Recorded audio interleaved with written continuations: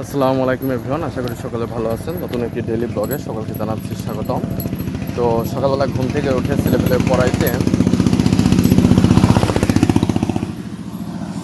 পড়াইয়ে নিয়ে তারপরে গিয়েছিলাম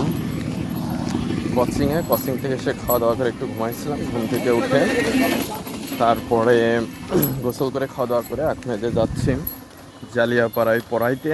তো ক্যামেরা সোজা করে ধরে আসলে কথা বলার মতন নাই, এই রাস্তায় প্রচণ্ড গাড়ির চাপ। তো এখন যাই জালিয়াপাড়ায় পড়ায় আসি। তো আজকে সারাদিনে যা যা করছি সেগুলো থাকবে আজকের ভিডিওতে। আশা করি আপনারা সম্পূর্ণ ভিডিওটা দেখবেন। তাহলে চলুন আজকের ভিডিওটি শুরু করা যাক। তো নদীর পানি কিন্তু অনেক শুকাই গিয়েছে 4-5 দিনে।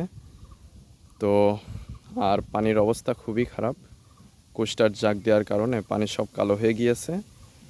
আর বৃষ্টি এদিকে হলেও আপাতত পানি কমছে। তখন যাই পড়ায় আসি।